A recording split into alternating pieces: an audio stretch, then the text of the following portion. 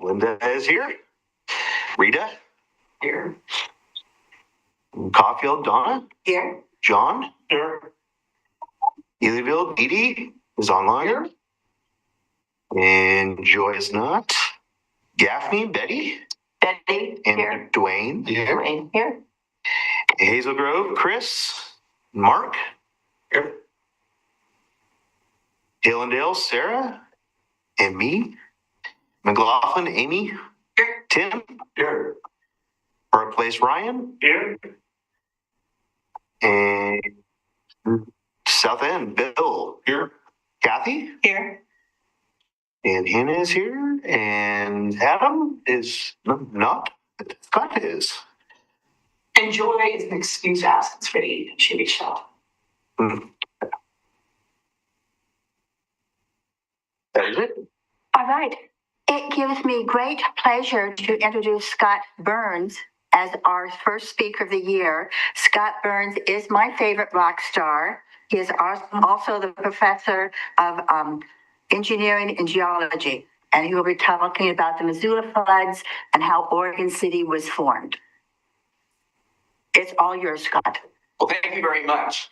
I know. Just for people in the back to make it. Well, thank you. I enjoy coming to Oregon City. I've been doing this now for 30 years because you guys have a very wild and crazy geology down here.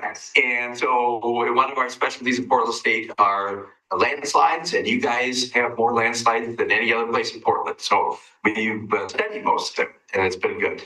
But I was asked to talk a little bit about the Missoula floods, which one of the greatest geological events of the Pacific Northwest, and affected this whole area here, the whole Willamette Valley, and go down to the waterfall down on the river down here. That was probably 500 feet high as the floods were coming. Each one of the floods came through. And so I was asked to summarize the cataclysms on the Columbia in just about 20 to 30 minutes, right? Or more. If you need another 10, Okay. We've got lots of questions. So let's see if this is going to work. Oh, try now. There we go. First of all, it is a story of J. Harlan Bretz, the geologist, that put all this idea together way back in the 1890s and 20s, stuff like that. And he did work in Eastern Washington. See, there. And he saw all of these incredible landforms. And he said, it sure looks like we had huge floods that came down through Eastern Washington, down the Columbia Gorge, and down into the Portland area. And geologists said, no, catastrophic floods are not possible in geology. But he stuck to the guns and eventually outlived all the detractors and said that he was right. Just to show you that, the pointer's not going to work. The whole story in one slide. There was a large glacier that covered most of Canada, and one huge, I could actually stand up, and I could do that. What happened is, it came down the Ponderay Valley and ended up the Clark Fork River that was coming out here and created the Great Lake. Eventually, an ice dam broke, and all that water came down across Eastern Washington, scouring out all these channels. We call it channel scalelands. All the water got back into the Columbia River at the Little Gap, and then came down in through Portland.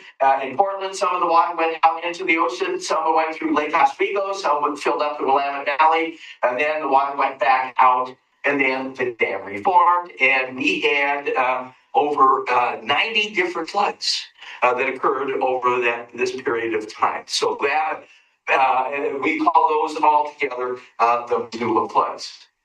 This was put together by a guy named J. Harlan Bretz. Here is young J. Harlan Bretz, U.S. Geological Survey vehicle. Grad students out there, Eastern Washington, mapping the whole area. And he kept on seeing these incredible valleys out there. And he said, wow, it looks like water had created these. And then you see dry walls. He said, wow. And he envisaged it as being a huge waterfall like this. And everybody said, you got to be kidding. And then huge gravel bars along all of the rivers. And then just outside the big current ripples, just outside of Wenatchee that you've got today. And then lakes all over eastern Washington. And he called these the Jarrod scale limits. And you can see some of these small little areas up there. Then he came down into Columbia Gorge, you could just see how high some water event had gotten in the past, and not up here, but it come down here. Those are the early Missoula floods, because floods today only get up about this high on the Columbia River. And so he put together a map way back in 1923, and he called it Missoula flood, one flood. But since that time, we come up with many more. Now, this was a big controversy that we had within the U.S. Geological Survey, because they said you just can't have big floods like this. And all of the geologists of the day, and the famous geologist, James Galooly, wrote the textbook that I learned geology on Stanford years ago. They said, you're wrong. And even Richard Foster Flynn, Ira Allison, professor down at Oregon State University, you're wrong. You just can't have big, huge floods like this. But then there was a geologist named J.T. Pardee who broke silence. And he said, if you go out in eastern Washington, you'll see all these incredible ripples. It looks like a large flood came through here at one time. And so he put a paper out in 1942 about the rapid emptying of glacial Lake Missoula. And I guess we shrunk down a little bit. I don't know what happened, but yeah, it's okay. That's okay. Well, I'm just going to keep going. okay. Yeah, and so here's J. Harlan Gretz over here.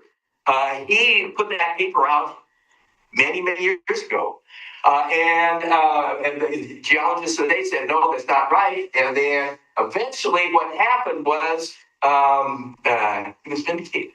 And the guy that had the photo there, well, can't go back, it doesn't matter, went out and mapped in eastern Washington.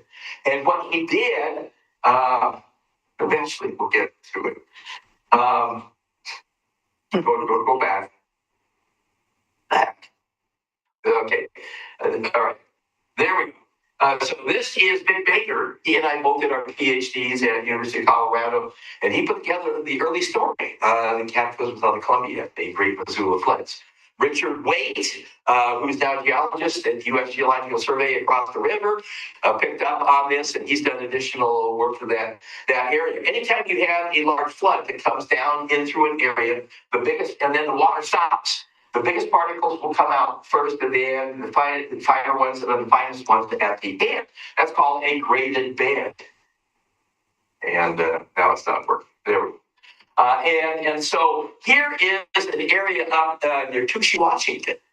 And so the early geologists said, wow, what are these different layers? So they went out and looked at these, and at the bottom there's sand, and then they graded up into silt. And the sand graded up into silt, and Richard... and then towards the top, there was ash in the Pacific Northwest. Anytime we see a white layer, we get very excited because it's a volcanic eruption. And we can take a sample, we send it out to Washington State, they say, oh, it's such an eruption, give it a date from which volcano. And so we knew the date on that particular one. And early other people that we had, right, Atwater also found similar graded beds, just like that I showed you there at Balloon again. And each one of those was one of the different floods. These are what we call rhythmites. And then we started dating them. And originally, radiocarbon dating, the oldest one was 15,000 years ago, then 12,700 years ago. Now we say, basically, we had all these floods between 15 and 18,000 calendar years ago. 40 events got down to the Portland area. 90 events came up into Spokane. And if you look at all of the major floods in the world, freshwater floods, this is the second largest, the Missoula floods. The largest one is Altai, Russia. I think I have a picture of that coming up. Maybe. Trying to fix things on a different end. No flood. Okay. Here's all-time Russia, where the other one was there. And so that's the story of the floods. What happened was, here's up the Bitterroot Range, this whole valley was completely filled up with ice. And it reached down and dammed up the major river coming out of Missoula, creating a lake all the way back, and hence we call it Glacial Lake Missoula. And if you go up to Missoula, there's the University of Missoula, the arch enemies of Portland State. They kick our butts every year. But if you look back here, you can see lines. Or you can see those lines. Each one of those are the lines of the ancient Glacial Lake Missoula. And they counted them up, and they have 50 plus ones. Or you go down one of the other valley areas, and you can see light and dark bands. And these are also created by these floods in the past. And so the bottom line is that there was a large ice sheet that came down here and dammed up the major Columbia River, and then eventually the lake, the ice dam broke, and you had different floods that are coming down, either down the Grand Coulee or the Moses Coulee or across eastern Washington. I wish you could really see this a little bit better, but that's Moses Coulee that you have got. But you can see all across eastern Washington, all of these floods from the past. And then every time I drive here up to Spokane, I just, oh my God, here's another coulee, and it is exciting from the floods that you have got in the past. Here is a Landsat photo that was given to J. Harlan Ritz many years ago. It's a satellite photo, and you can see all of these. He said, boy, mapping would have been a lot better and a lot easier back in the 90s, 20s if I had those at that time. Or all you got to do is go through the potholes area near Quincy, and you can see, look at all these gigantic, huge holes that were cut out by those in the past. All that water had to go right through Wallula Gap. This is where the Columbia comes from Washington into Oregon. Sorry, this is all washed out. But the water had come down here, and then it caused the lake to go all the way back up to there, and then eventually it came down. So that lake was what we call Lake Lewis. Here is Wallula Gap down here, went all the way back up into Yakima, and all the way up to Moses Lake that you have seen. But what happened is all the sediment that was in there came out. And each one of those layers that you see here in Burlingame Canyon is one of the floods. And Richard Waite was just sitting having lunch one day, and he looked at those things and wondered if each one of those is a graded band and it is a flood. And so before that time, they only thought there was one Missoula flood. They counted them up. There are over 90 that you have got. And then the water came down the gorge. There was another constriction at the Dalles. That was Lake Condon. But you can hear this is just before we get up to the Dalles. This whole area was filled up with water. The flood was that big, and then over the top of it out there. The water came down, did not form the gorge. The gorge is already formed, but it is still there as a result. Came down in through the Portland area. Here is the Bonneville landslide. That's where Bonneville they have built up along the side of it. And that came down a long time after the actual Missoula floods. But that whole valley was widened by the Missoula floods of that. Here's Beacon Rock. That's the heart of an old volcano, the whole volcano, with all those floods coming down from the Missoula floods, just scoured away, just leaving the center part there.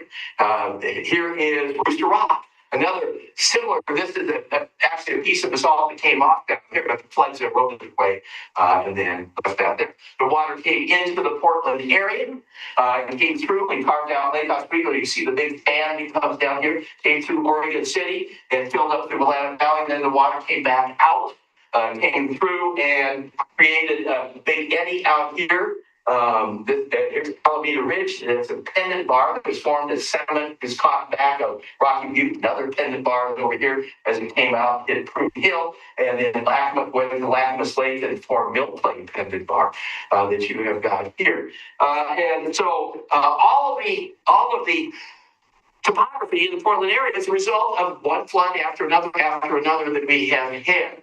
And then as everything filled in, then it had to come back out, and as it came back, down through Oregon City. It couldn't turn left as the river does, and come all the way out here and down Kellogg Creek and through the east side of Portland, east side commercial district. That is the major way that the water came out, and then it hit Swan Island, that big eddy current that is there. So all the landforms that we have in the Portland area are a result of the Missoula floods from the past. And there's Swan Island up here.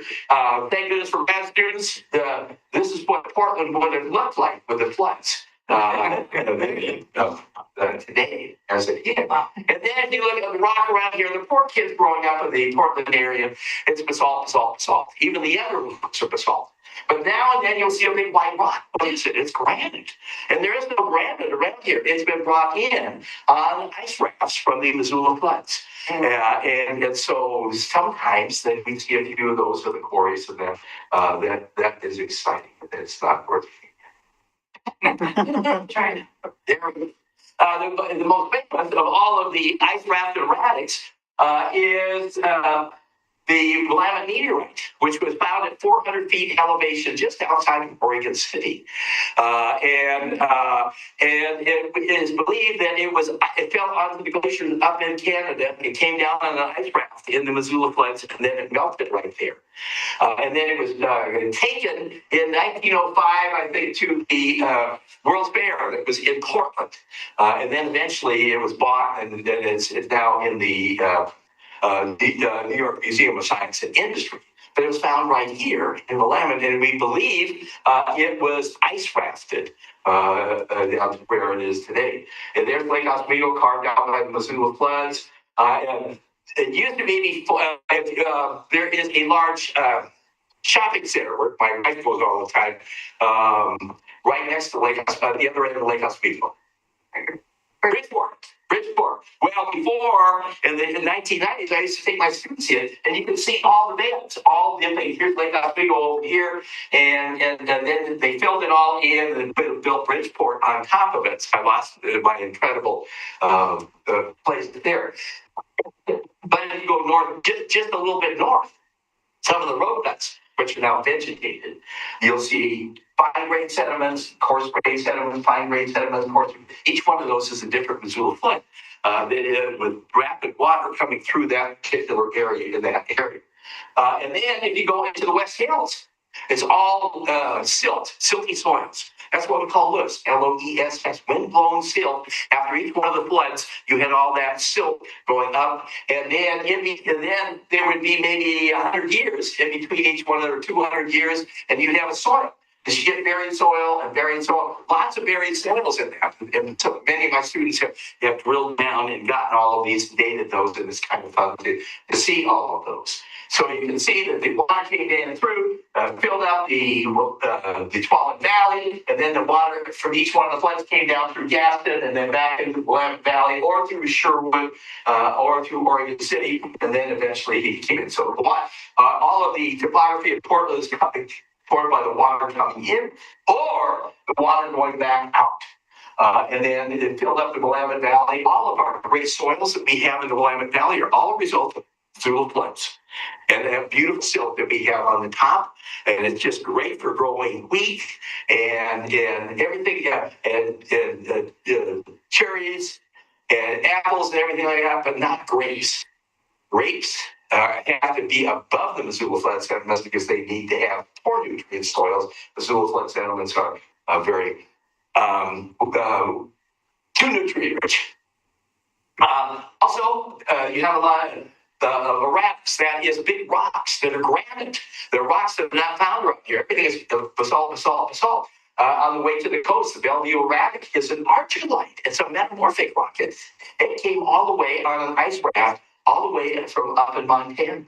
And then as you go down the Willamette River, and I wish it's walked out, you can see big red soils of the older surfaces that were here before. And very exciting when you see all of that. So the water came down, it went out into the ocean. All that water went all the way down to the edge of the border plate, because this is the Wandafuca plate here, and then behind sediments from the Missoula floods all the way down to the Mendocino Fault, all the way down here, which is kind of fun. But then those are the Missoula floods, 15 to 20,000 years ago. But then a couple of my students studied buried soils in a lot of the road cuts in eastern Washington. We found out that these ice age floods actually occurred all the way through the Quaternary, the last 2 million years. And all of these soils in the road cuts are all a result of Erica and Kat. Those are my two grad students, PhD, masters, studying all these. This is all calcium carbonate. That is what we call that tells us that the deposit below here is over 500,000 years old. And I'm not going to get into all the details on that, but all over eastern Washington, you've got all these road cuts that have all these stories. Here's the Yakima River. You go up into the sediments that are right up at the top, and there's calcium carbonate that's holding all the sediments together. That is at least 50,000 years old. That's an older flood than the Missoula floods that I was talking about before. In fact, here's Erica. It's hard to see, but there's some white layers all the way through. 14 major floods all the way through the Quaternary. And so lots of floods in the past. And all my studies always come back to wine and the terroir of wine. I wish I could give you the 3 different Pinots on the 3 different soils here, and you can taste the differences in them. But we don't have time for that. But the volcanic soils, the red soils, are above the Missoula flood sediments. That's where the best Pinots are grown. But on the Missoula flood sediments, that's where everything else is grown down below. But then, so you stay above, here in the Willamette Valley, you stay above the Missoula flood sediments for the great Pinots. But then you go up to Washington and you say, Scott, here is a beautiful vineyard up here on Missoula flood sediments. Well, those, here in the Willamette Valley, we use the soils to kind of reduce the vigor in the grapes. Eastern Washington, they use climate. It's very, very dry out here. Differences in the terroirs in the Pacific Northwest. 95% of all of the vineyards in Washington are on the Missoula flood sediments, whereas here in Oregon, only 10% of them are on the Missoula flood sediments. 90% are above because you want to stress the grapes. And then, so you have these incredible floods that came down through here, all the way across eastern Washington, down Columbia Gorge, in through here, and out into the ocean. And that's the story that we have. In case you fell asleep at the beginning, how did I talk about? Well, first of all, there were 89 plus floods, 40 of them getting down in Portland. Velocities up to 60 miles an hour. We had that flows. If you take some of the flows of them, had so many cubic meters per second. If you took all of the cubic meters per second of all the major rivers in the world and added them all up and multiplied by 10, that's how much you're talking about. These were catastrophic floods that we've never seen in modern history. And in fact, at 16,000 square miles here in the Pacific Northwest, maximum floods, and the first ones were the biggest ones, over 530 cubic miles of water that came down. And this was between 15 and 18,000 calendar years ago.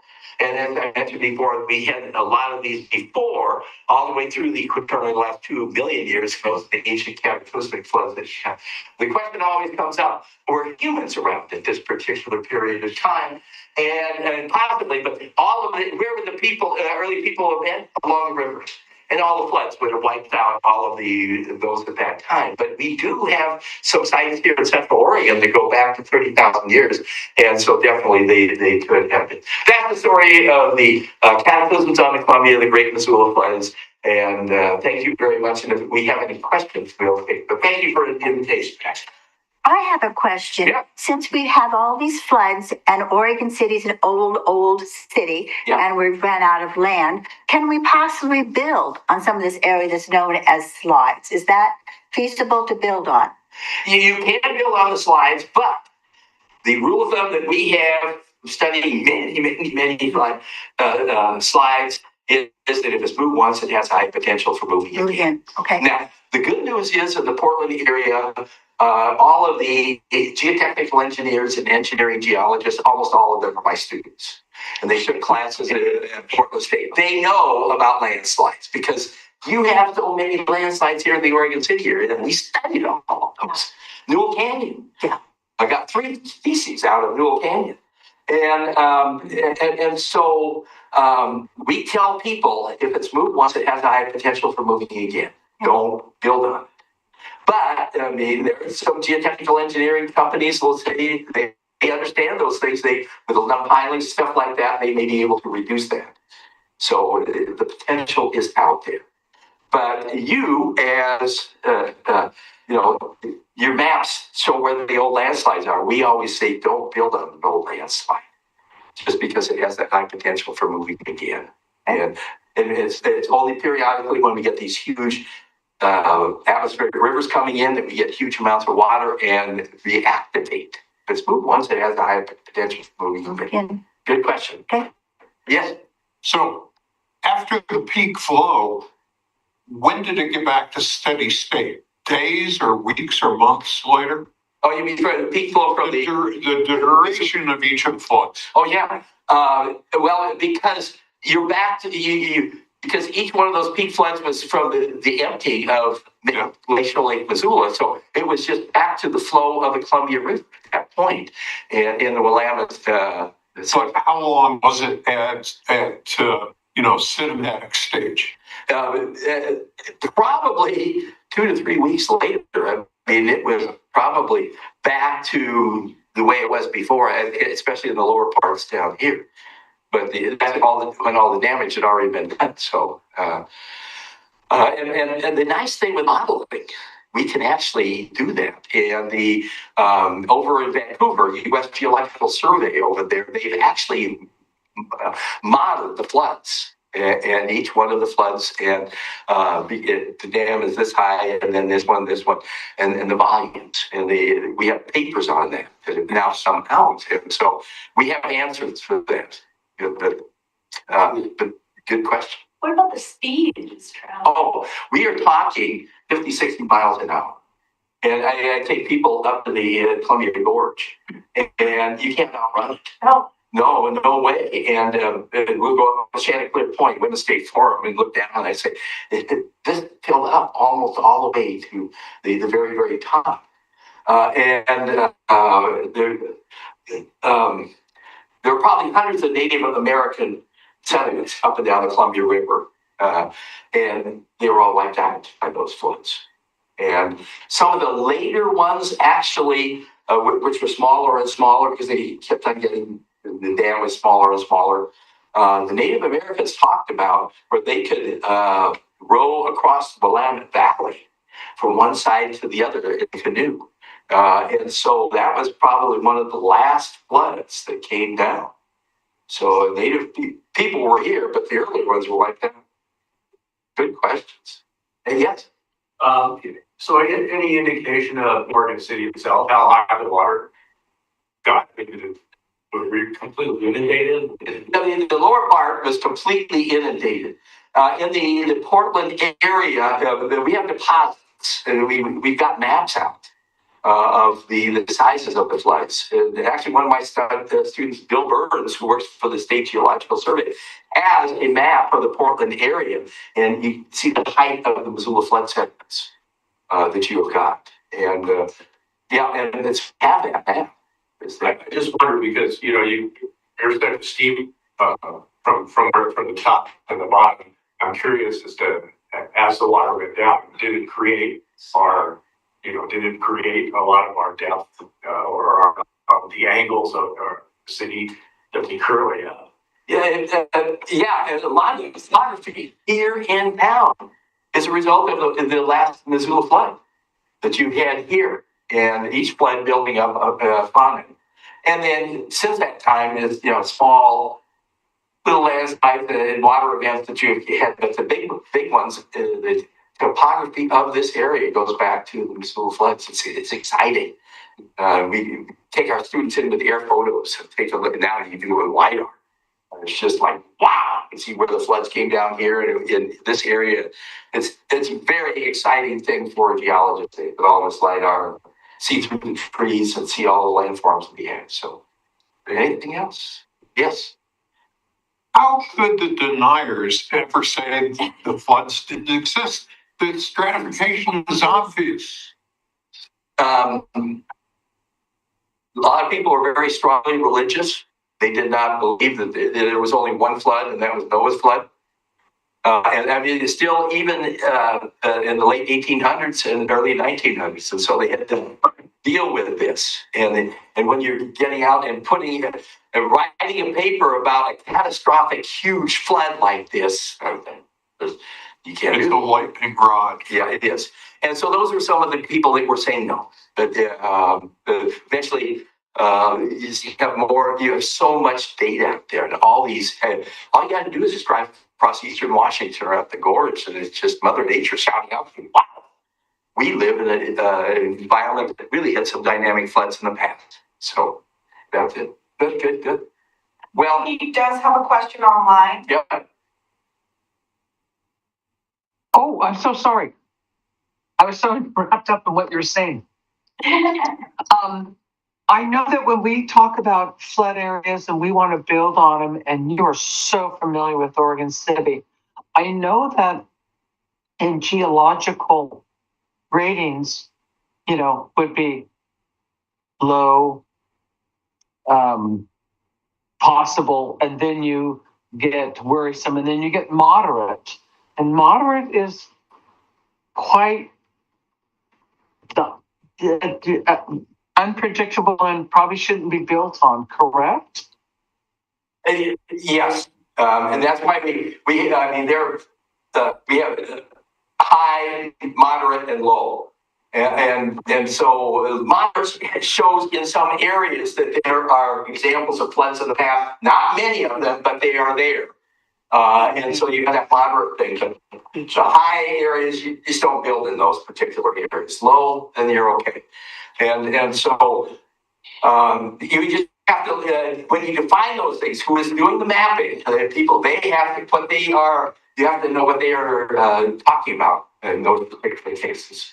When you are making decisions about where to build and where not to build, flooding is one thing, landslides are another thing. You guys got both of them here. So it's, yeah, we're very slippery slopes, and thank you very much for explaining it to us.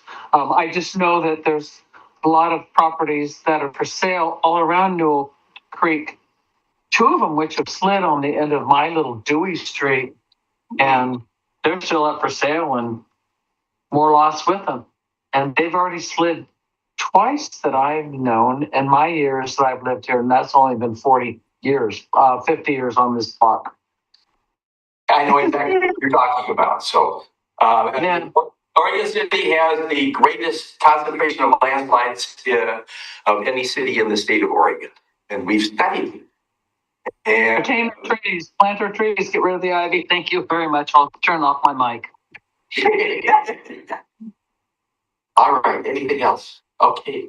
Well, I'm going to give you back the mic. Thank you very much for the chance to make a presentation to you tonight, and keep up the good work. I brag about you guys all of the time because you guys are so advanced compared to many of the communities in the state of Oregon, and it goes back to some of the decisions you had to make 20, 30 years ago. So thanks a lot. Thank you.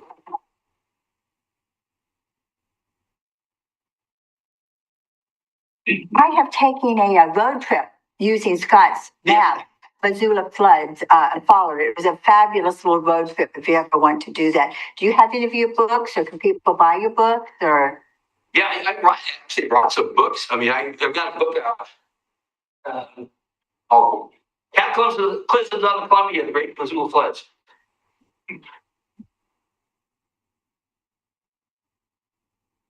There it is. It's a nice book. Very good book. And I rewrote it. John Allen and Marjorie Burns wrote the first version. They only talk about one flood. And after that, John died, then I rewrote it. And Marjorie, everybody says, is that your wife? No, but our grandparents lived across the street from one another on U.S. Grant Place in Portland, right next to Grant High School. So our grandparents were good friends. And then she was married to the person I replaced at Portland State Land, Palmer. And so there's a connection there. But she helped write the first book, but not the second one. So this is the book called Cataclysms on the Columbia. What's that go for? It's $25. And I actually have someone, if anybody wanted to buy it. So, but you guys have a meeting to go. Yes. You can, you want to buy one? Yeah, well, I have, I'll sign it for you. So, anybody else interested? yes. Okay. They're really good books, yeah. Well, it is wonderful, and it's all about the Pacific Northwest. So, And it takes them a while to transition from one speaker to the next. And the next we have Jarrod is up about the Trails News update. Yeah, that's going to be a big landslide. Yeah. oh, Yes. I know, I'm not a poet either, so I can't remember. Well, we got something fun. I, got a turtle. yes,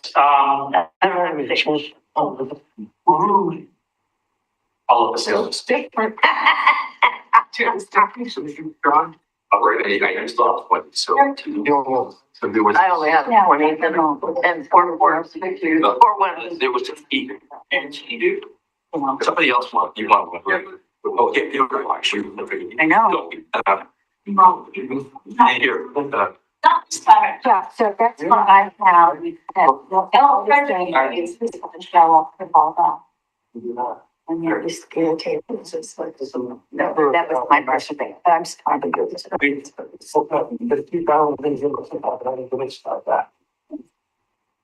sounds good.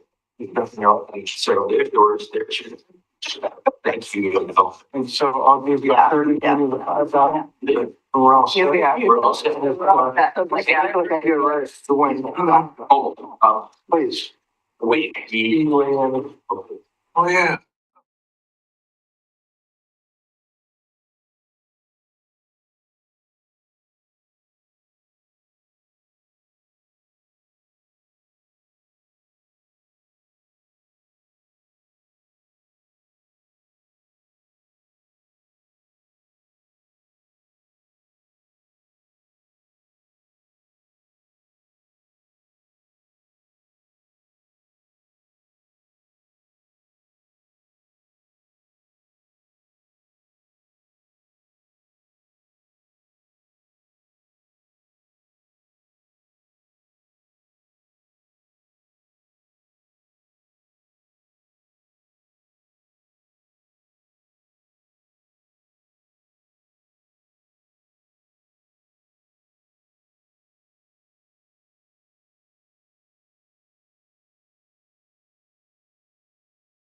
Look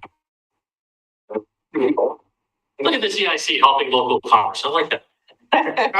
Happy New Year, everybody. I can't believe it's 2026 already. Has anybody written the wrong date down yet? No, just me. All right, good. Okay, that's not just me.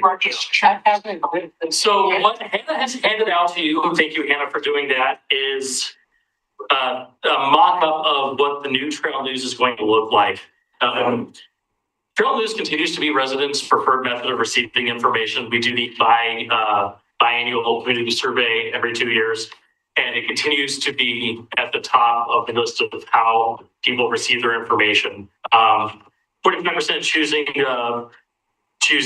Trail News, followed by social media with 43%, then the city website at 18%. So, it's, a big gap there. People like Trail News. It initially started in the year 2000, and it was a way to promote programming in the Parks and Recreation Department. Since then, as you've seen, the size and scope has grown quite a bit. If you think of the magazine that you get every quarter, that thing's got gone from just a few pages to 40 to 44, depending on how much stuff we have in there. As everything else is, the prices are going up, costs are going up. And as I'm looking at these things, there's a couple issues with Trail News. There's, again, the cost, but also the fact that due to the A, production timeline, and B, how long the magazine has to be good for on the shelves, we're getting information, we're asking for information sometimes 4 months in advance of what's supposed to be in Trail News. It's kind of hard to provide timely information on that. So if you look in Trail News, a lot of times it's, more evergreen content or charts and tables and showing, static information, nothing really update-wise.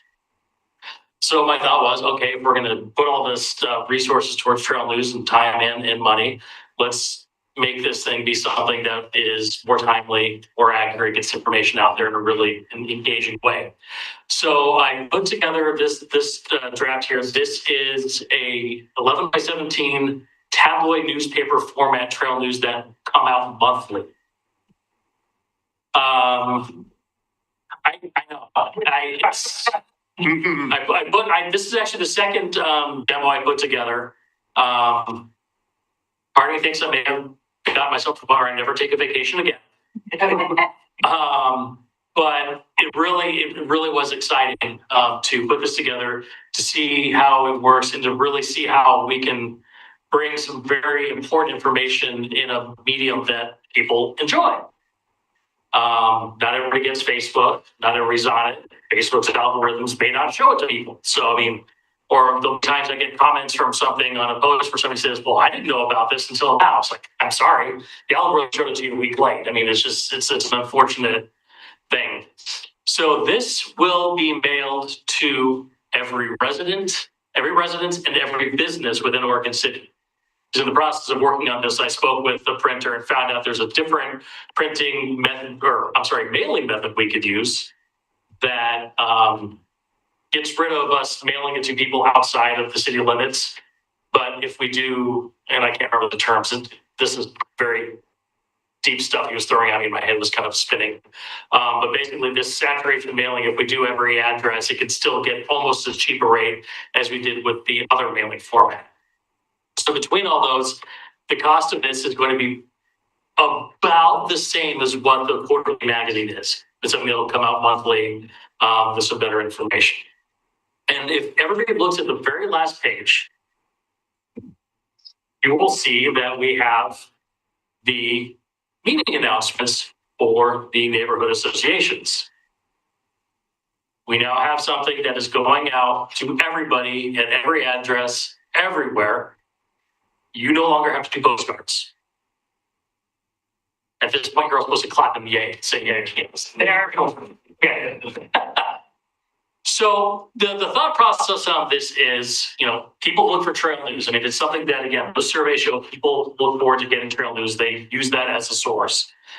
We can now have this spot a dedicated spot, so everybody knows this is where I can find out what's happening in my neighborhood association with the meetings and the other neighborhood associations. So this will go out every month. Hannah and I will work with you on the timeline for when information needs to get to me every month for what meetings.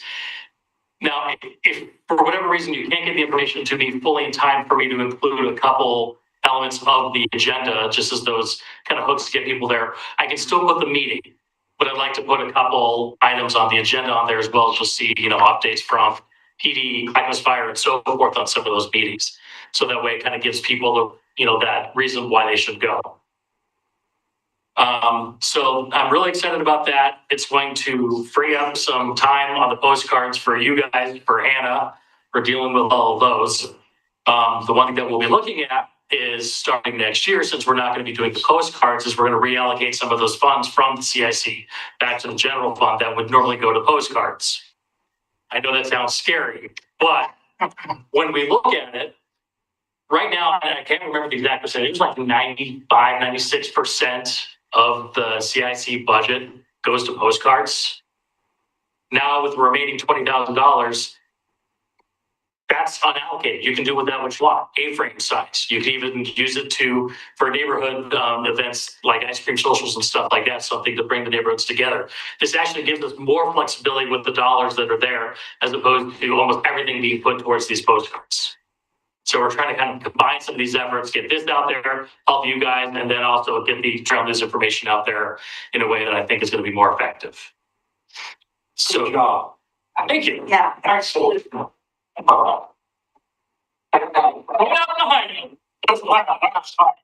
So, Jarrod, what would the budget for CIC be then? It would be 20,000. Be 20,000 For the entire, for all of the neighborhoods. No, Per year, all the neighborhoods.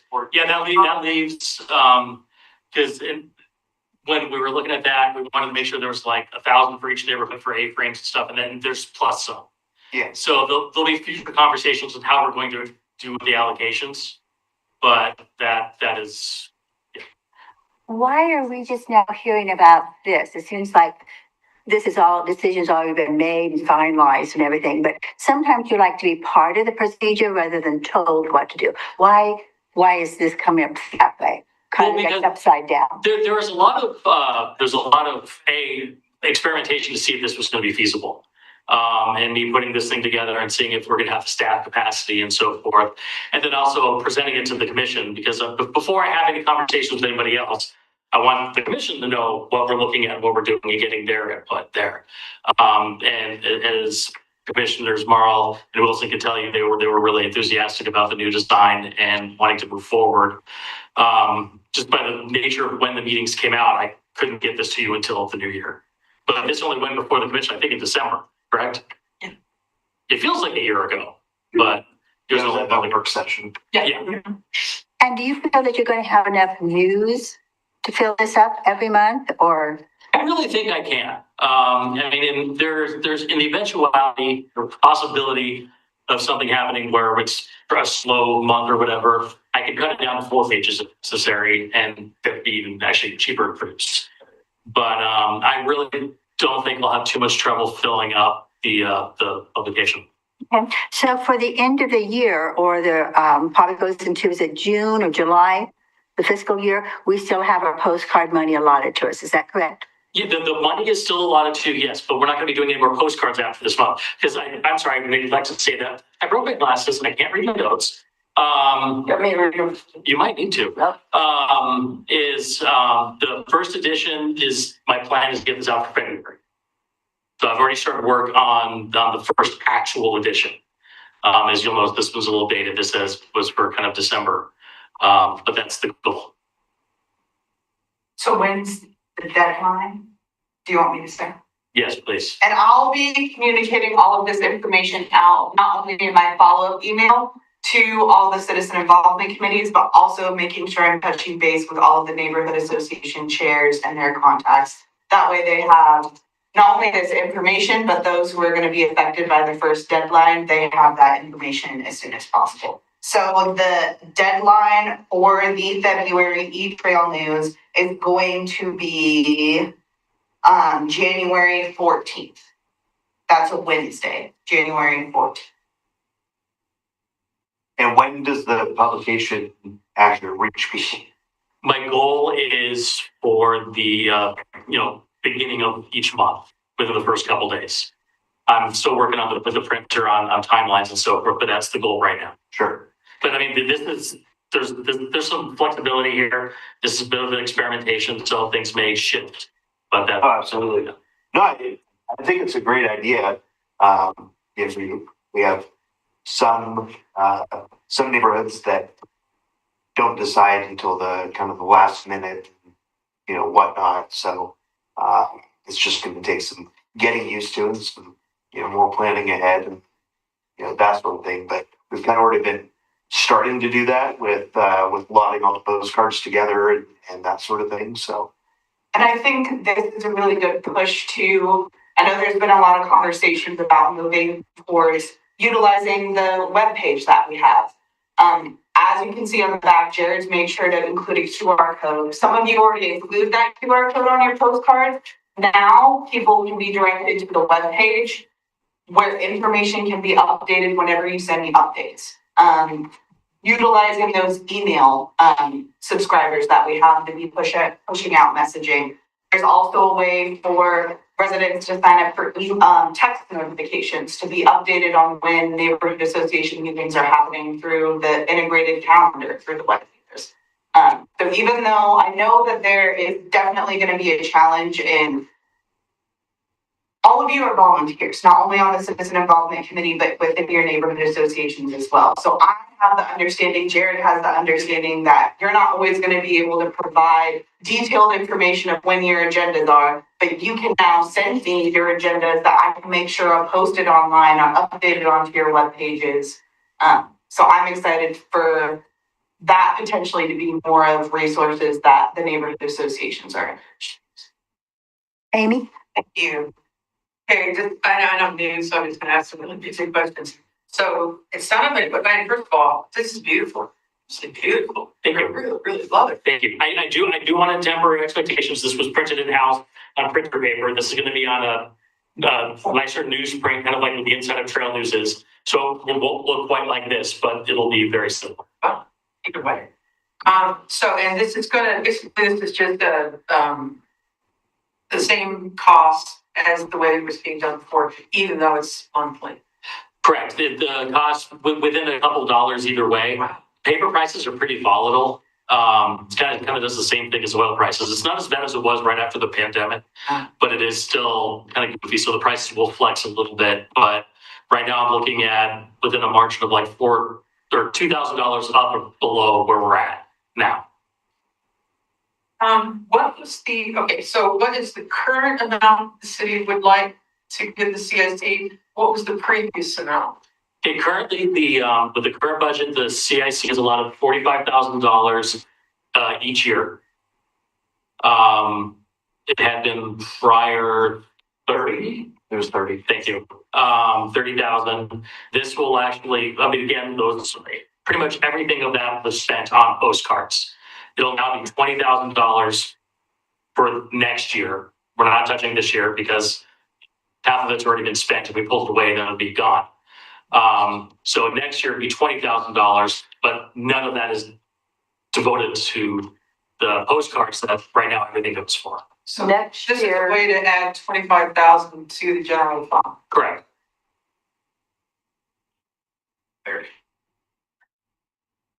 Betty? Next year, what, is it June, July, or is it Next year. January? Yeah, July through June 30th. Okay. So my question is, I have a couple. So you're gonna give us $20,000. We're gonna divide it up however we want. And then we can go buy A-frame signs that will say garage sale here. I would prefer not. It'll be still A-frame signs for your neighborhood meetings and so forth. So ice cream is okay, Yes. but not garage sale. Correct. Well, okay. When you say garage sale, you're talking about like a community event. Yeah. Project. Okay, I see where you're going. I'm sorry. I thought you were just like Bob's garage sale. No, I don't know. Let me get back to you. okay. Because Gaffney Lane was trying to come up with signs for, because we started a neighborhood garage sale. My initial thought is that it'd probably be okay. Because I mean, the point is like a neighborhood event to bring the neighbor together. My initial thought is probably okay, but let's not put that in ink yet. Okay, So okay. And then there will be no postcards for February, correct? Is that correct, what you're because telling me? because right now, February, the newsletter, the Trail News will be mailed out for February. Should be hitting the mailbox at the beginning of the month if my timeline stays true to the project. So can I ask that you ask city commissioners who are maybe here tonight that they put one more postcard out as on the postcard advertise? No more postcards mailed out. You're going to get your neighborhood news in the new format. And just one-time postcards for all of the citizens so they know, because everybody relies on the postcards, as we all know at our meetings. Everybody relies on the postcards coming in the mail. Well, starting February, they're not. Very good. And that is a real It's a good idea, but Good idea. fast turnaround. But if you could do one more postcards, commissioners, and if you could take it back to your group, and just ask one more postcard for everybody, and on it says however you word it. And you guys can do it. For your neighborhood news, you will be looking at the new Trails News. You know what I mean? Well, Betty, why don't you make a motion and I'll second it? I don't know that we need a motion, but you know, I'm thinking the same thing. Myself, I take that postcard and I clip it to my calendar as a double reminder. And I'm on the board. Just saying. Why wouldn't you just mail this and say at the top, this is to replace the postcard? but how many Well, people? no.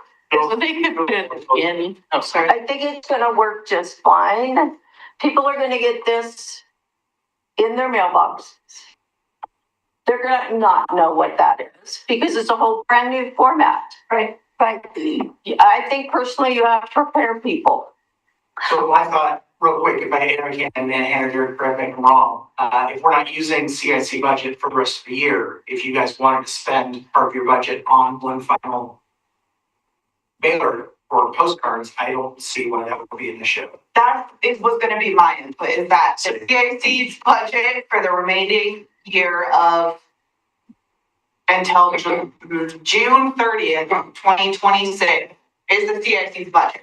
So your neighborhood association has their allocated funds, just like before, your neighborhood association can spend those funds however you wish. I understand that and I get your point, but I'm thinking it has to be a citywide. So Maybe. Betty, we can do that, right? Yeah. We can just do it as us. Yeah. And just. So who's gonna create the content and then can we just copy and I paste? have a friend. She's awesome. Well, what is our budget for So one? you come up with wording for it? Million postcard.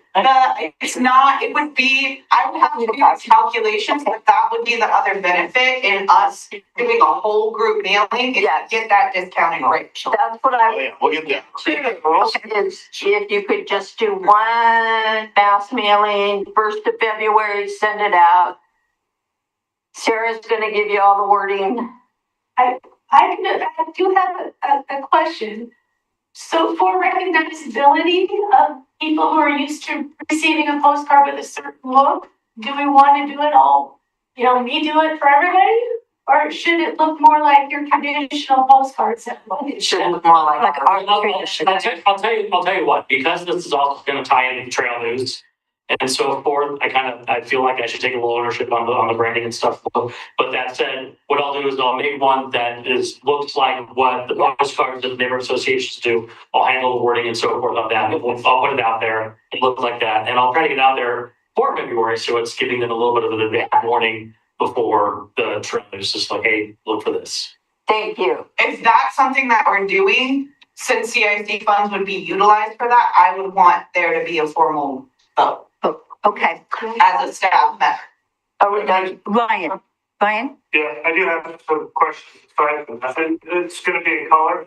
Yes. It's gonna be in color? Yes. Okay. And then the deadline that you mentioned for the 14th of January, would that be consistent every month? Basically would be like February 14th, March 14th? What day is that? Is it basically, I think Wednesday. it's like the second or third Wednesday, I think is when I set up the deadline. Same monthly date that all of they have to be due. Yes. Right. Yeah, and again, this Second Wednesday of each month. for as of right now, again, there's a lot of things that are still, like, staff haven't contributed to. We haven't had a full production, Jared's printed these all in-house. We haven't had like a full production of what does it look like to produce monthly trail news. So I think after that, is when clear deadlines can be communicated. It's gonna be kind of a workshopping for the next. Yeah, I'm saying the same thing to you that I said to the team at the city is, we're gonna be changing, things are probably gonna change, we're gonna feel our way through this, things will shift. So, as long as we're all flexible, the stick won't break. Yeah. Totally, I think you have to forewarn everybody. Yeah. Because it's not gonna be just the postcards, it's also gonna be the trail news. Yeah. Look, Donna. With the postcards that we send now, we put what's coming up on the meeting, who the local businesses we're talking, who our guests are, what they can expect, what their homework is, be sure to check your minutes. Here's the QR code. Are we gonna have the opportunity to? I think we are. I think this is what we have to get to Jarrod, or who would be doing this. So this is just a sample of things. So if you're putting special things in there, I think you can put your You've got all that stuff that's right there. Yeah, here. all that. You would be able to put all of that. And then again, I'll just emphasize that QR code will be the one QR code that links to your webpage. And then your webpage is where all of that other information. Oh, your minutes. This isn't enough content for. I can post all your minutes, I can post your agendas, like I do that for, like, for Concord Neighborhood Association, their agenda has been updated, and you can communicate with me, hey, Anna, I want the agenda actually posted in a link up in this area. I work with, Chris at Hazel Grove Westling Farm, their website is very in-depth. And I think it's a great resource to kind of look at to see if, okay, we want to direct people to our webpage. What are the resources we want to provide? Similar to what you do on your post. Okay. But now you have unlimited space. Okay. And then is this the actual piece that's going out? No. No, this was printed in-house, on the house printer. I couldn't, to do a run through the printer, they needed to do like at least a minimum of like 5,000. Yeah. And it was gonna cost so much, I'm like, no, without actually doing it. So it'll be on newsprint. The paper will be similar to what is the interior of the current trail news. Okay. So if you have a neighborhood association meeting scheduled for January, your postcard is being sent out. If you have a neighborhood association meeting scheduled from February on, you need to decide as a CIC what you want to do as far as that last notification, but your individualized neighborhood association postcard won't be distributed out. It'll be found in the trail. Well, for February, from what I've got Kenema and Park Place. So, and that towards the end of the month anyways. And Hannah, I don't think this makes any difference. And I know this is my fault. The date on here is the 20th, but that's 27th. Yeah. Well, yeah, it's a mock up. Yeah, but that was my, yeah. I own it. Kathy? I was just curious, are you gonna still do the quarterly stuff with when the pool happens and the? We're also working, and I failed to mention that, apologies, big question. I'll be working with Parks, we're gonna be doing a rec guide that'll come out with that information. We're just looking at how often, how it's gonna come out and so forth, that'll have that information. Oh, thanks. I like it also. Yeah, and I folded it the other way. Is this way it'll be, mail? I believe it'll be the other, well, that, it should be the address stickers go there on the back, and then The stickers go like this. I think so. I've got to work with the printer on the final layout on that. Well, you got the postal permit on the front page. Is it? Okay, thank you. Where is it? The postal permit's on the front page at the bottom. I had our prior trail news designer make me a template so I can plug and play stuff and move things around. And I didn't touch those things. So, yeah. See, I sort of like it like this because then neighborhood association. It's right up. It's right there. But it doesn't. In your face. Yeah, but then we lose the trail news at the front. Who cares about that? We're talking about Me? It's not all about you, Jared. All right, which one of y'all doing the layout? Wow. Are there any other questions? And do we want to take a vote back to Betty's idea of using our funds for one last postcard? Do we want to do that? So I'll move to have Jarrod create a postcard mailing for all citizens on our lists to let them know that we're not going to have future postcards and to look for the new monthly trucks. And I don't know, are you gonna also explain this concept to them at the post too? I will briefly, with the limited space available, explain that trail news is changing in there as well. Okay, so, yeah. So all in favor? Hold it, I'm sorry. Hey, I was waiting for discussion. okay, we're discussing. Will the expense of this set back anything that you have in your mind for the plans to put? Oh, it's our money. It's our money. That won't affect anything at all. It's our fund. It's our money. Yeah. The trail news budget. Okay, I understand it's our money, Yeah. well, but I wanted to make sure that we are not trying to be able to do something that's going to impede the progress that this represents. Two separate line items of the budget, so they don't really intermingle. No And problem. I just wanted to make sure that would be the case. I appreciate that. Done. I completely understand why you want to brand this and have, you know, that say, I get it. And I still am sort of stuck, so I'm hoping you can help me get unstuck in thinking that for it to catch our people's attention, each one of us, like my car has a very distinct look. It's yellow and it has these cute little white boxes and Sarah designed it and it's beautiful. And that's what they're geared to. Something brand new, I'm concerned they won't look at it. Well, I think we all are. It'll take a second run on anything new, but that's why if you look, those colors that you see right there are the only places in the publication that those colors show up. And Hannah helped me with those colors today. I'm colorblind, so she needed to help me get that right. So what I would like to do is I'm going to look at the layout and see how things work and stuff. Or at the very least, link it to the website where I want to start by color coding the neighborhoods because those colors actually match what the current map is of the current variants. So I don't know if I can fit that in this. I'm going to try, I'm going to play with options, but somehow we're going to give it that branding so that people know this is like the neighborhood corner. This is your, and look for that and give it that specific look that my neighborhood is whatever color. And you're talking, because I'm talking about the postcard. That's what you're talking about. So is this what you're referring to, Yes. the white boxes? Yeah, I think Sarah's helped every one of our neighborhoods, so we're all doing the boxes. That's several. Yeah, I guess I'm just asking, is it off the table that we can send our own designed postcard with your approved verbiage so that our residents? I'm sorry, I misunderstood your question. Okay.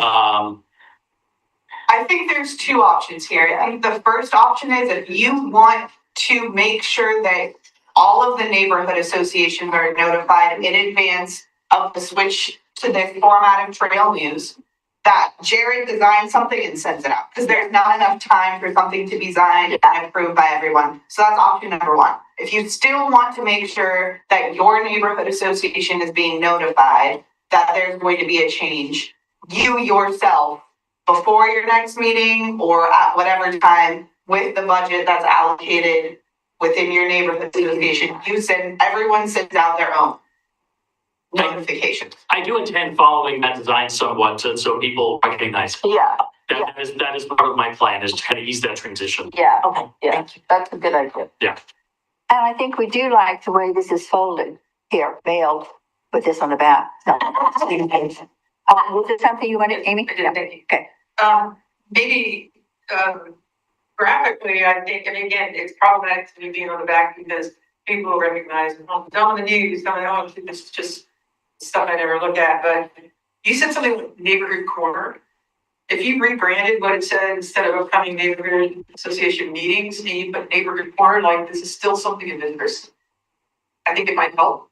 No, I'm glad you said that because I was kind of thinking that in my head and for a little while that was actually the first time I verbalized that. So hearing somebody say that they like that, I have no problem changing that. Are there any other questions? Well, let's go back here one more time. Josh, can you make your motion one more time so we can all be clear in our heads what Yes. we're doing? So it is for Jarrod to design a postcard for all of our neighborhoods. So to do it per neighborhood or however he does it, really care, letting them know that we are switching over from the postcards to the new trail news that'll be coming up. Second. And Saturday, second. All in favor? Aye. Whoa. We gotta do it, handbrakes. All in favor? All opposed? Anyone abstain?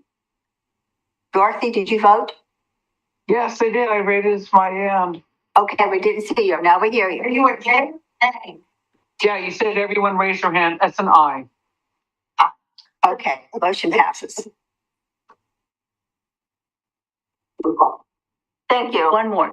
When do you intend to start this? I've actually already started putting together the February edition and it should be going out, should be hitting mailboxes if everything goes according to plan at the beginning of February. So it should be the first, I'm just being clear, first, second week of February? First week of February. Thank you very much. Appreciate it, Jarrod. Thank you.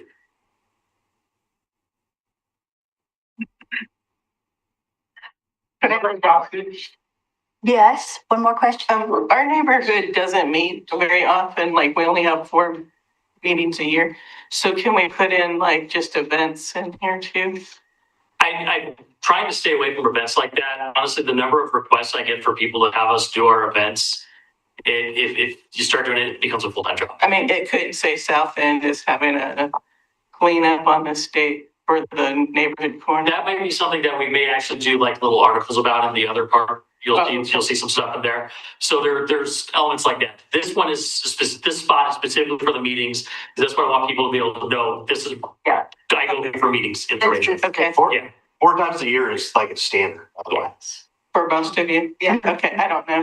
some people are overachievers though. So. But where you could advertise that is on the, give me information to post things on the webpage. I can add it to your calendars.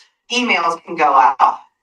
Individuals, if it's on your calendars, will receive text notifications if they're signed up for text notes. So there's a lot of different avenues that I think now that time isn't going to be dedicated to creating and producing these postcards, which is a lot of work. Yeah. Maybe time can be reallocated to making sure information is communicated to me so I can do my best to get it on all of the resources that are online that we can get out to you all. Yes. Donna? Hannah, just to be clear then, so the motion passed and Joe's gonna design an awesome postcard. I know it's gonna look good. Yes. And it'll be good. Can I still, if we choose to send out our own within Caulfield's budget? That's going to be a conversation that we have moving forward starting next month is, okay, now that we'll have an updated budget sheet, what direction does the Citizen Involvement Committee want to go in allocating funds? Do we want to just take the remaining amount and split it across evenly, including the inactive neighborhood association? Or do we want to, that'll be a further conversation. Or are you asking to do one, still do a final one yourself? I was asking if we can still do a final one ourselves. Oh, okay. And if we can't, it's fine. And that'll be a conversation for the Citizen Involvement. No, we have one of the largest neighborhoods. I'm not gonna steal, and we're not gonna do that. Chris? Just furthering that conversation that we will have in February with the funds that would remain or whatever we determine to use for it is split evenly. Is that just for communication purposes? Yeah. Or what can we do? Well, I mean, it's similar to the way it is now. It's meant for, marketing the meetings and so forth. But with remaining funds, we can also look at using it for our neighborhood event, like we spoke about as well.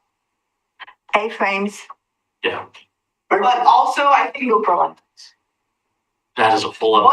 Can you expand on what that would mean, Jarrod? What does not just funds for communicating out about an event, but Well, yeah, like the A-frame signs or the ones you stick in the yards type of things. Oh, yeah. but I'm sorry.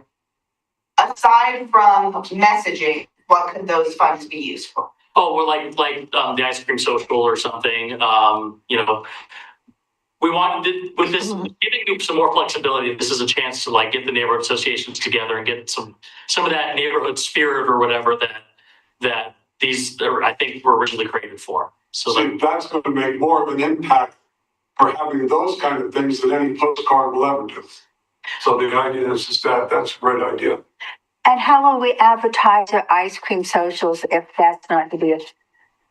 I think that will count that because those normally kind of coincide with the meetings, don't they? Yeah. Yeah, and Kinema does. Instead of having a meeting, we have an ice cream social. But we usually don't advertise it because we just want Kinema here rather than the entire... Yeah. Well, the cool part is we're all going to know about it. Okay, then we'll...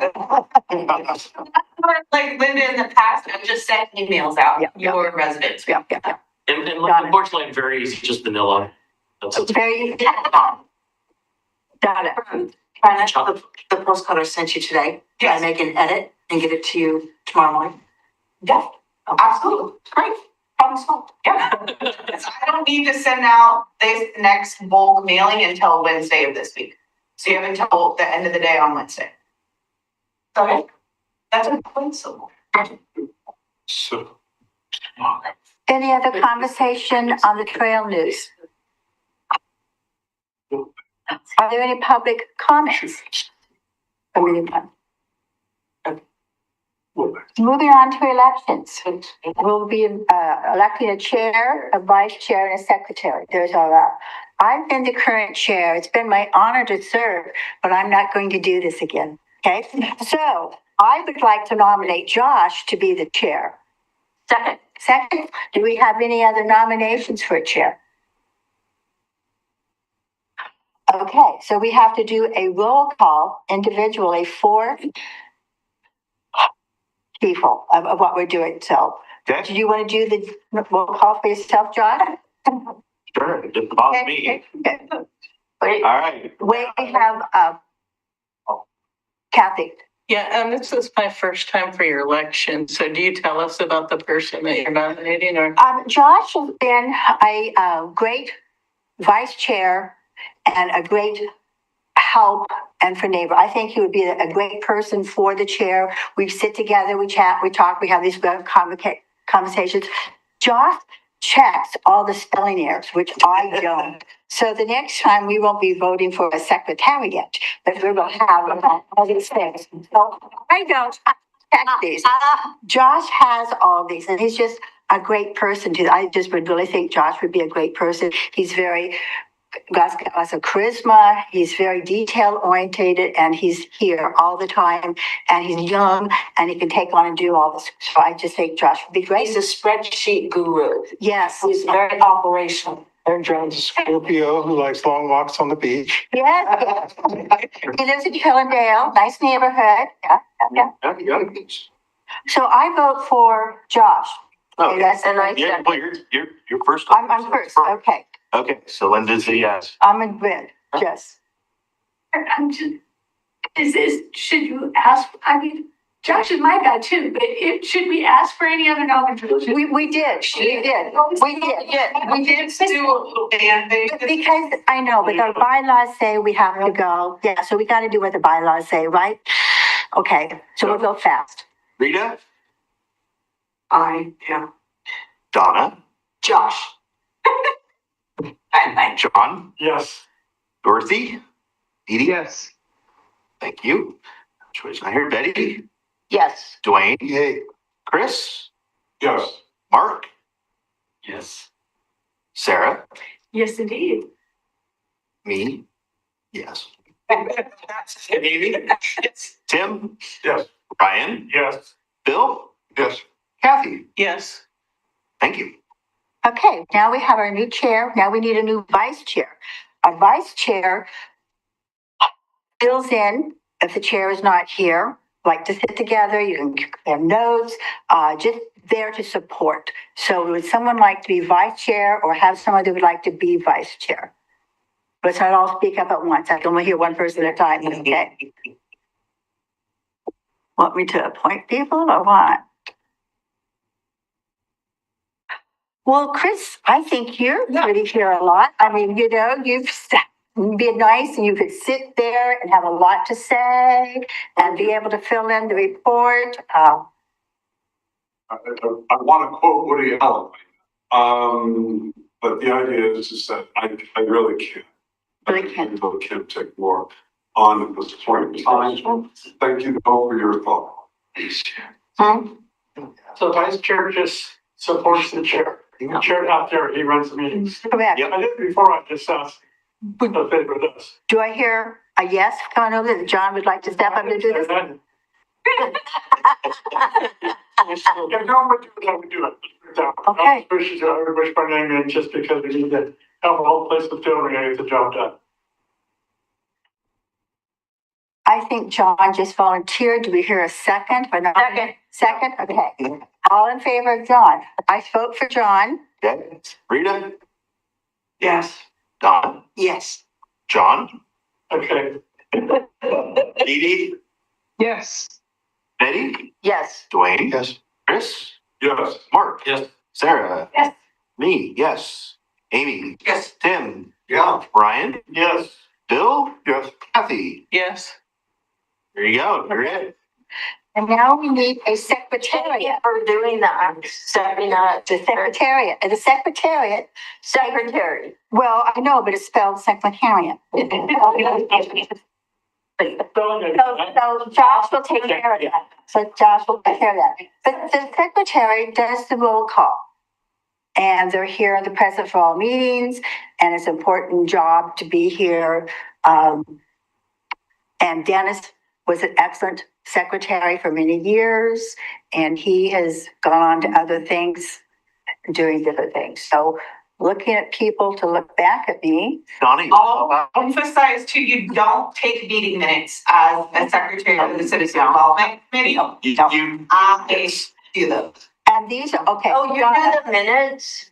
So that can be time consuming. That's a responsibility on me. So the. So I nominated Donna. Okay, second. Did Donna accept? She did. Oh, Any other no minutes? Yeah. I know. Think about that, Donna. No minutes. Celebrate that moment. Okay, I vote for Donna. Okay, read it. Yes.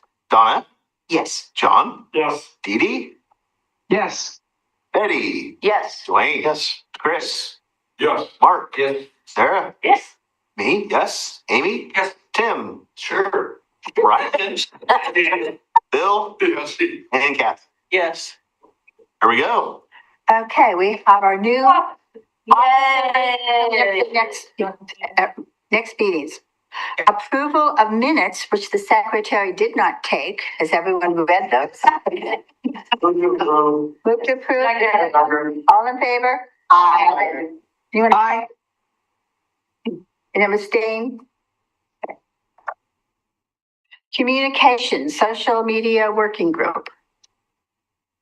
I guess that's, Anna. Betty? Me? Okay. Okay, our next meeting, for Daphne Lane will be. No, social media worker. What? Yeah. Social media worker. Oh, I think we have eliminated that, because we have nothing new. No longer exists. Staff report? Updates have been provided in the staff report. One item that I want to make sure that everybody is aware of is that the residential mailing, the occupant list in which postcard mailers are sent out to, that has been updated. It gets updated every quarter by our GIS team. That's been done. So the largest impact was the Park Place Neighborhood Association. There was 100 addresses that have been removed, but that's because of the Clackamas Heights redevelopment that's taking place. So just wanted to point that out. And the other thing that I will. So those people aren't on the mail in anymore? Yes, because but then you'll see those residential addresses uptick again in Park Place once the Clackamas Heights has been redeveloped and there are residents back in that area. And the street is Greenfield, huh? Um, And the street is Greenfield, huh? Yes. The other thing that I will note is that it's not within the staff report. The If I Were Mayor contest is in full swing. So the City of Oregon City hosts this contest locally for students in 4th through 12th grade who either reside within the City of Oregon City or attend a school. Pretty much they either submit a poster, a essay, a multimedia contest. It's not in the staff report. I'll make sure to send information about this in my follow-up email. They submit to me by March. I forget the exact deadline. I think it's the 15th. Yes, March 15th. And then first place winners are not only receive a local prize, but they're moved on to the state level. The City of Oregon City has participated in this contest, held it for the past 2 years. We've had a state level placement every year, which is pretty exciting. So it's an opportunity for students not only to kind of get to know their local government and understanding of what a mayor does, but also they can win cash prizes and be recognized not only at the local, but at the state level as well. So that's very exciting. And everything else is within my staff report. I'll just emphasize again, everything that was communicated out and decided by the CIC members will be communicated out to all of the neighborhood associations. And then moving forward at the next meeting, we'll have a larger conversation about how the CIC wants to reallocate the funds with the remaining funds they have for this fiscal year.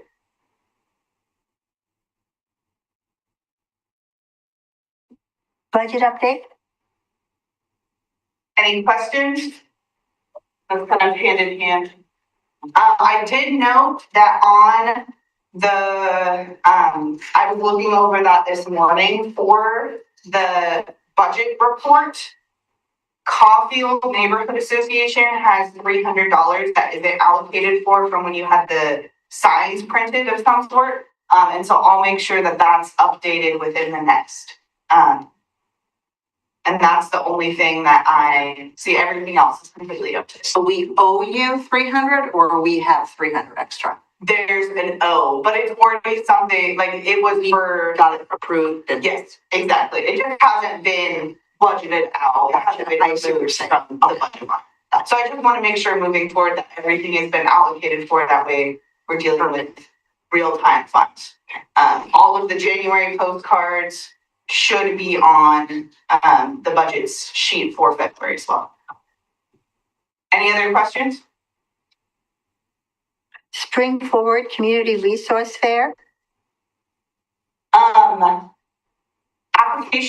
applications are open. I'm kind of opening this conversation for the Citizen Involvement Committee in general. Linda, I don't know if you want to touch base on how the CIC has participated in this event in the past. It was wonderful. We had a little booth, a little table that Hannah set up for us. And we had our sign there that letting people know the neighborhoods we came through. And we had people again sign up. McLaughlin had their own booth and they were right next to us. And so we kind of helped each other with the tables back and forth. So I wish, hindsight things to do, that the CIC have something to pass out. Everyone else had candy or something to pass out. If we can, do something, then people are more likely to come over and talk. Well, that's what we could talk about at the next meeting. Yeah. Absolutely. Things to do. Funds can be used for that. Okay. So I guess my thing that I would just emphasize is making sure there's no vendor fees, but I do require all vendors to complete a vendor application. So having someone, a member assigned to be able to complete that application would be best, I think. And applications are due by February 6th. And what date is that? February 6th is Friday. And the date of the Spring Forward Community Resource Fair in general is Saturday, March 7th. I nominate the chair to submit that application. I second that, yeah. Yes, sir. But I won't be there. Okay. That's the thing, but I'm happy to submit that. There's his vice chair. Somebody wants to be, the and vice Ryan chair. apparently is going to be there, so. Perfect. I'll be sure to send that to you. Yeah. And I've already saw McLaughlin submit theirs. Okay. Aside from that, Round table. Should we start with Gaffney? Sounds good. Gaffney Lane, round table. Wayne, help me out. Please. Our next meeting is January 20th. We did the steering committee meeting at The Lutheran Church behind Winco, where the duck pond's at, off Myers Road. It's a very nice location, and I think that if there's a disaster, you all want to find that church beforehand. And I believe, Gaffney folks. well, In particular, so we have no place to meet in the event of a major calamity. So we joined hands with the local, the new pastor, and she let us see the facility. There you go. and I believe we're going to have Pete Walters at our January meeting, and we're going to be talking about parks because Gaffney Lane does not have a park, and people want to have a park there. And I think that was it. Yeah. we've been determined as an underserved community as far as parks go. So fingers crossed on that. So that's all we have. Thank you. South End. No. Sorry. I thought we were going by age I'm and just.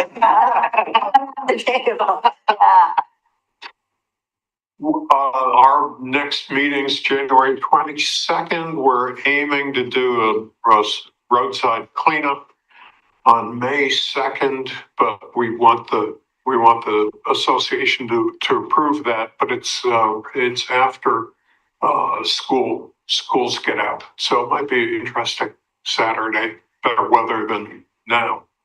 Other than that, I've just told our vice chair to be ready to modify the postcard before we send it in, saying it's the last postcard, but just in time. Mm-hmm. Works for us. Thanks. Hatfield, Donna. Our next meeting is January 27th, although it appears I've told several people it was January 20th. So I do apologize for that. I think I'm the perfect person to be the secretary.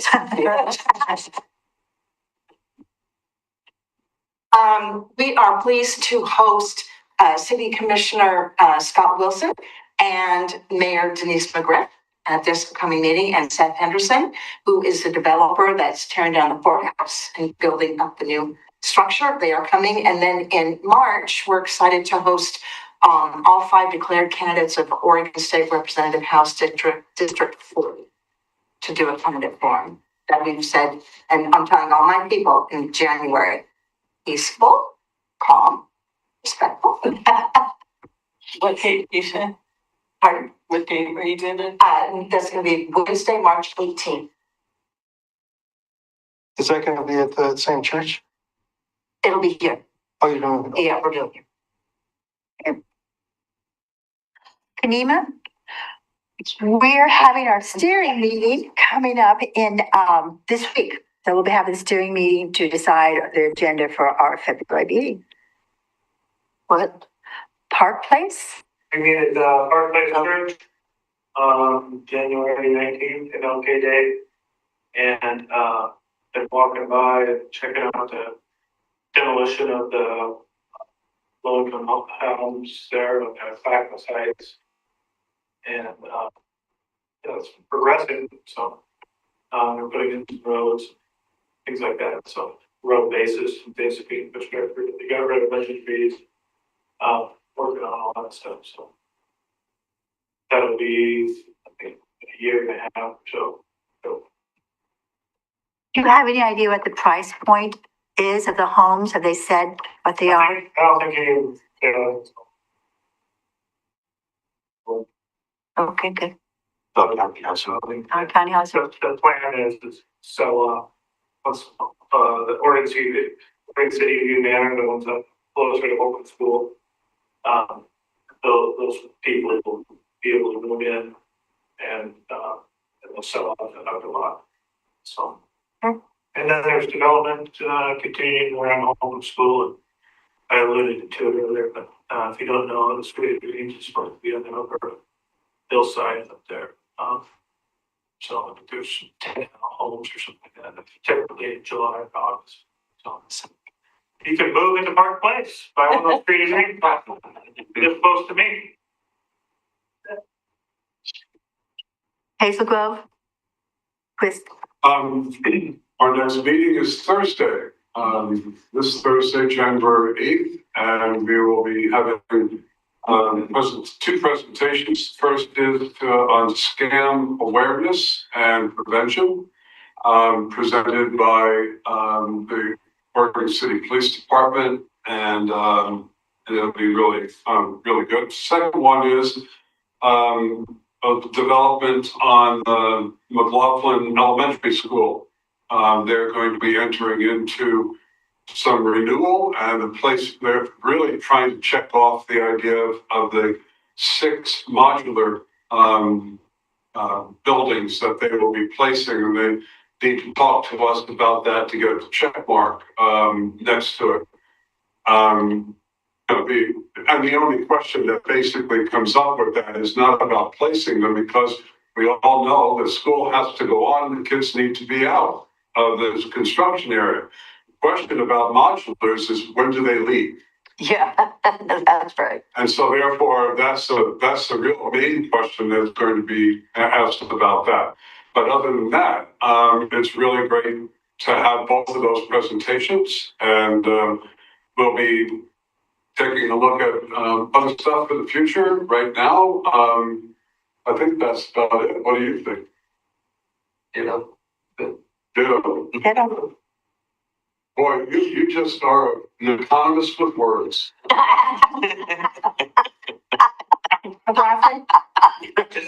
From my looks. I love you, Mark. Come on. Okay, so Amy's not gonna help me, so I'll do it myself.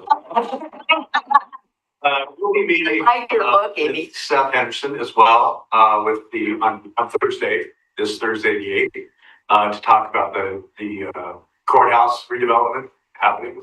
We'll also be meeting with the director of the County Community Development Organization, which is responsible for the housing in our neighborhood, London County housing. And we are having some issues with some of those, so we'll be having that discussion. And we'll be voting for our neighborhood leadership during that meeting as well. So that's going to be it. Okay. Hi. Hi. We have our neighborhood meeting tomorrow here, and we are going to give them updates that we got from here for the Zipley fire deal and all that, and police and fire updates. Okay. Yeah, That's about it. We've got all those locators all over our streets and nobody knows what's going on. So we're gonna try to You'll find out what it is, connect huh? us. Dorothy, do you have an update for Elyville? I think Dorothy has left the building. She's muted. Are you online? Okay. Okay, now I'm back in. I'm sorry. We have our steering meeting coming up in February and our meeting in March 10th. We are hoping to have the county come in contact with us about the Clayton Moore building for a little bit more information about some problems that they've had. And we're hoping that there's a farm that has been purchased in our neighborhood. We're hoping to have Rick Reynolds come and talk to us a little bit about that. Also, we have contacted with the Oregon City Parks Foundation to see if our Oregon City Parks would reinvigorate the idea of planting a hedgerow and for building habitat that was removed when the Holmes Apartments came in at Stafford Road.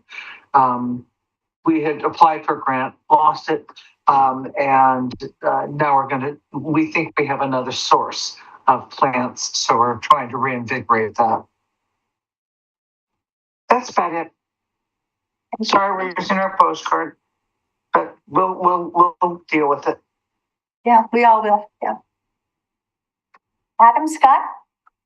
So we have our first meeting of the year on Wednesday. We're going to have a special meeting to interview planning commission candidates. And then we aren't bound to make any appointments that night. If we decide that we don't want any of those candidates and we want to go out again, then we have the right to do that. But we will be interviewing some candidates for that.